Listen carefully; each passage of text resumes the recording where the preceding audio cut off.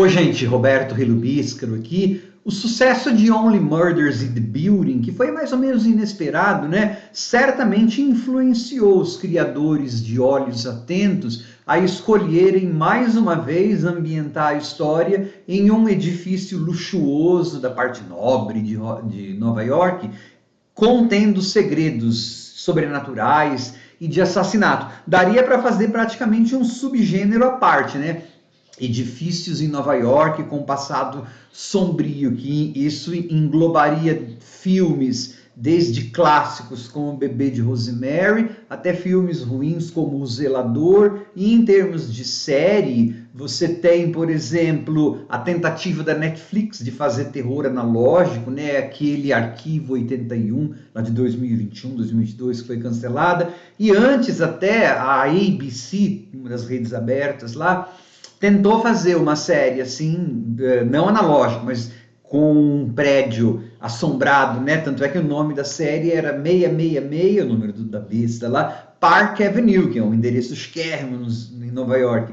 Uma série que durou uma temporada, com o Terry O'Quinn, a Vanessa Williams, isso que eu devo estar esquecendo assim um monte. Então, assim, você tem uma tradição a qual Olhos Atentos estava atenta. Só que a gente não pode esquecer uma coisa, tem muito elemento de novelão, de soap opera nessa primeira temporada de 10 episódios que está lá na Star Plus, tá? Mas antes de continuar, eu gostaria de convidá-los a se inscreverem no canal Robertando, curtir os vídeos, compartilhá-los. Eu agradeço bastante. Abre com um suicídio, né? Uma mulher se joga lá de cima do prédio, e depois de 6 meses a gente vê a contratação da Helena Santos, uma latina que vai trabalhar de babá para cuidar do filho dessa mulher que se suicidou.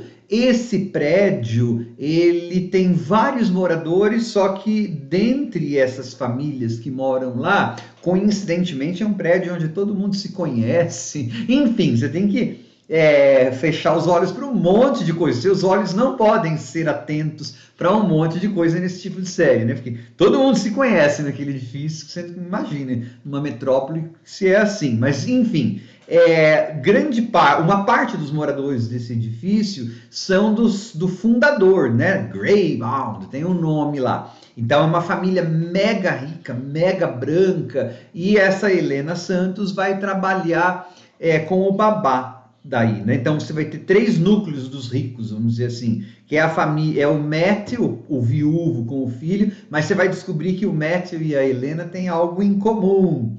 Aí tem o apartamento da Tori, que é uma das filhas lá, irmã da suicida, que é controladora e tal, e tem o apartamento da tia delas, da Charlotte, que é uma daquelas velhas vilãs, parecia que eu estava vendo Falcon Crest, né? Parecia uma daquelas vilãs de novela dos anos 80. Só que, claro, logo você vai descobrir que a Helena Santos também tem a sua agenda. Ela não é tão boazinha quanto parece. Só que é claro, né? Como isso é uma soap opera, no fundo do coração, isso é uma novela. No decorrer dos episódios, você vai vendo que o coraçãozinho dela vai ficando mais molinho, assim. E daí, então, o que acontece? Essas personagens, mais uma série de coadjuvantes de diversidade, é muito engraçado ver essa série, porque, assim, o núcleo central, exceto a Helena, que é latina, todo mundo é branco. Aí, nos personagens secundários, aí você tem os millennials, geração Z, sei lá como chama, que são negros, que são, como chama, aquele negócio de gênero indefinido lá, não binários, para quê? Não sei, né? Meio que só para cumprir cota, mas pelo menos tem essa suposta diversidade. E aí, cada episódio, você tem uma ou duas, ou até 3 revelações, porque todo mundo tem a sua agenda, todo mundo tem a sua... ninguém é o que aparenta ser. E ainda existe, claro, uma possível conexão sobrenatural que tem uma espécie de uma babá fantasma que aparece, e claro, tem o porão, né, do edifício, todos esses edifícios, os porões são assombrados. Só que esse aí, no decorrer da história, você vê lá que tem gente que guarda negócio de golfe, taco de golfe, lá não fica tão assim. Então é assim, gente, ela é uma série que ela tem as reviravoltas, ela tem o seu aspecto novelão, as vilanias, tudo, só que ela é bastante burocrática. Não achei ruim, não achei chato, mas sabe, as viradas de roteiro, as viradas na trama, sei lá, parece que elas não desviavam muito o curso da história. Você tinha uma mega revelação no capítulo 3, no capítulo 4 a história parece que continuava do ponto morto, do ponto zero, entendeu?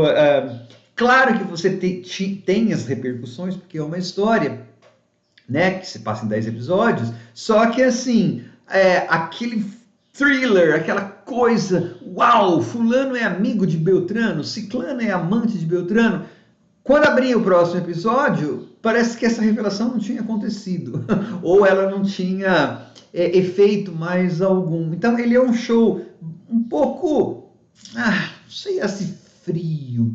É que é assim, eu sou acostumado, como eu falei, isso é bastante novelão, soap opera dos ricos, porque tem gente que está lendo isso como parte dessa coisa meio modernete de fazer crítica aos ricos. Não tem crítica aos ricos ali, assim, não é uma sátira, né? Eu sou dos anos 80, então eu lembro de Dallas, Dinastia, Revenge, que aí não é dos anos 80. Isso aí tem um lance de Revenge, da série lá da Emily, não sei das quantas. Na verdade, você não tem um olhar mordaz sobre os ricos. Eles são ricos, sim, mas são ricos que agem como os ricos sempre agiram em novelas, né? Eu me lembro vendo Dynasty nos anos 80, uma das N plot lines, né? Uma das N tramas que tinha uma personagem que era o Jeff Colby. Aí o irmão malvado lá da família Carrington mandou pintar o escritório do Jeff Colby com uma tinta que tinha um negócio lá venenoso, um componente venenoso na tinta. Então, como o Jeff ficava respirando aquela tinta no escritório, ele estava ficando meio psicótico nos anos 80. Então, eu estou acostumado com essas tramas melodramáticas e revoltosas e absurdas. E nessa série aí tem isso. Só que tá tudo tão morno. Aí eu pensei, será que é porque a geração Z gosta dessas coisas mais mornas? Só que não sei se a geração Z vai se identificar com esse tipo de show. Eu não sei para quem que ele é feito. Parece ser feito para a galera da minha geração, né, que gosta de soap opera, de novelão, só que ao mesmo tempo não tem aquelas o exagero que a gente está acostumado. Por isso que eu falei, eu vi os 10 episódios, achei legal, só que, sabe, sempre estava faltando alguma coisa. E aí, é claro, né, eu não posso dizer que isso é um grande show, nunca vai ser, por mais que eu ache simpático. Sabe aqueles shows, assim, Dexter, aquele do serial killer, acontecia isso. Você está numa mega cidade igual a Nova York, né? Parece que as pessoas conseguem fazer 2, 3, 5 coisas no mesmo dia e ainda terminar tudo e concatenar agendas, 2, 3, e ainda se encontrarem à tarde. Então tem um pedaço lá que o menininho vai fazer tênis às 10 da manhã, seria o aniversário da morte da mãe dele, ou da não sei o quê. Sei que ele tem aula de tênis, tem não sei o quê. Olha, dá tempo de o menininho ter aula de tênis, de ela pedir para uma das amigas dela buscar cupcake no centro da cidade, e eles ainda se encontrarem no aquário junto com o pai. Eu falei, nossa, Nova York ficou resumida a 5 quadras, né? Para as pessoas terem tempo de fazer todas essas coisas e se encontrarem. E aquelas coisas, né? Personagens que aparecem só quando é conveniente, especialmente os coadjuvantes, né? Só estão lá para meio cumprir cota. Então é assim, gente, ele é um show mediano, ele é morno. Por isso que aí vai uma advertência para quem ainda está no vídeo, deve estar enorme, mas eu não ligo a mais para isso. Este é a primeira temporada, né, que foi exibida lá nos Estados Unidos, pelo Hulu, em fevereiro de 2023. Estou gravando isso no dia 14 de maio de 2023. Até agora não foi revelado que haverá uma segunda temporada. Esse tipo de show, ele tem chances de não ser renovado, porque às vezes não agrada muito o público. Então, se você decidir assistir agora em maio, que estou gravando o vídeo, vão ficar fios soltos, porque os showrunners, né, os criadores do show, eles têm planejado uma segunda temporada, sim, pelo que a gente vê do final dessa primeira. Ficam vários fios soltos, tem revelação e tal, só que oficialmente o show não foi renovado. Então você corre o risco de assistir a 10 episódios e chegar mais para frente e ouvir a notícia de que Olhos Atentos, The Watchful Eye, foi cancelado. Vou fazer uns comentários. Então é assim, ele é um show legalzinho. Ele não chega, ele não vai às últimas consequências no seu aspecto sobrenatural, e ele também não vai nos seus últimos aspectos mais assim megalomaníacos e frenéticos de um novelão como Revenge ia, né? Cada coisa que eles faziam lá que era uma delícia, e você ficava, meu Deus, eu não consigo esperar outro episódio. Esse aí não sei se você vai ficar tão excitado pelo próximo episódio, pode até ficar um pouco, só que depois quando você assiste, começa o outro episódio, você vai falar, mas ué, não voltou tudo assim como se estivesse anormal, a revelação não serviu para nada, não vai ter continuação, né? Então ele é um show legalzinho. Vou fazer uns spoilers, uns negócios assim, né? Então, tudo bem? Bom, ele não é ele é assim, por exemplo, você pega a personagem da Helena Santos. O show, ele não tem coragem de fazê-la, porque ela vai, agora é sessão de spoilers, né? Ela vai atrás, na verdade, ela tá mancomunada com um policial, para ver se pega a Ruby, só que em inglês Ruby também é nome de gente. Bom, eu não vou dar tanto spoiler assim, mas ela vai buscar um Ruby lá. Daí, então no começo a Helena não é boazinha.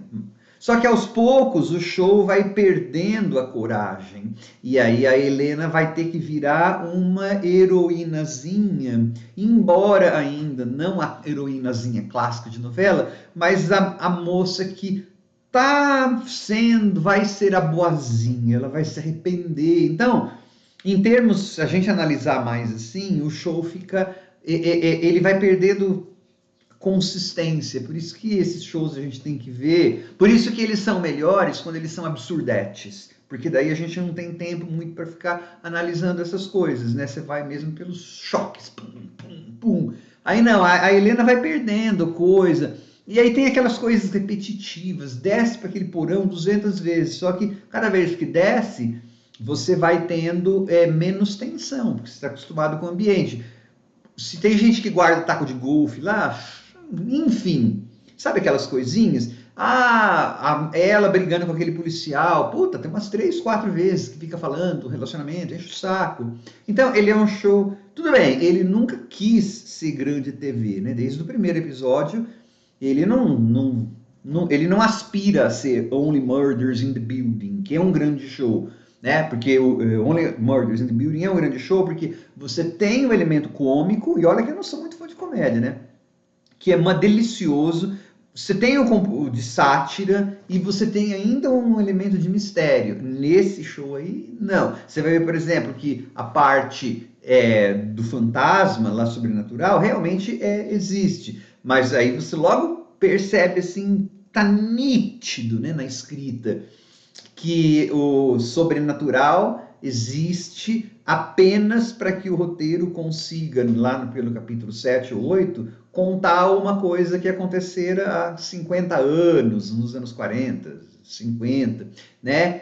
Que, na verdade, logo no próximo episódio, a conexão com a trama vai existir via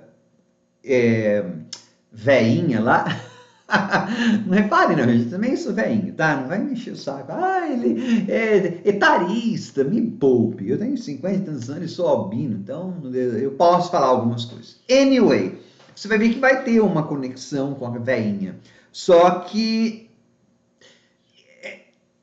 fica frio, tá? Isso aí, eles têm uma pepita quente, ouro derretido na mão depois da revelação. Meio óbvio, mas ok. Só que no próximo episódio, ou na próxima cena, o show volta para aqueles diálogos mornos, aquelas interpretações mornas, né? Então ele nunca dá o passo, né? Ele nunca vira complexo ou engraçado ou engraçado com Only Murders in the Building.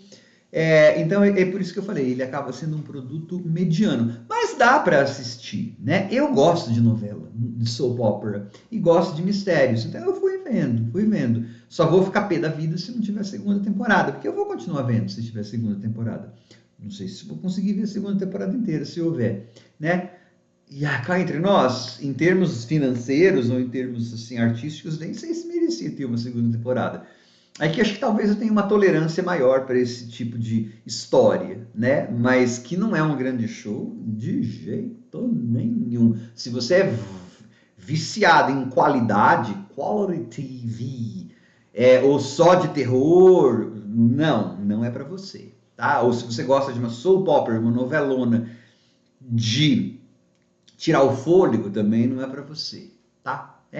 Como diria hoje em dia, é uma historinha Nutella. Tchau.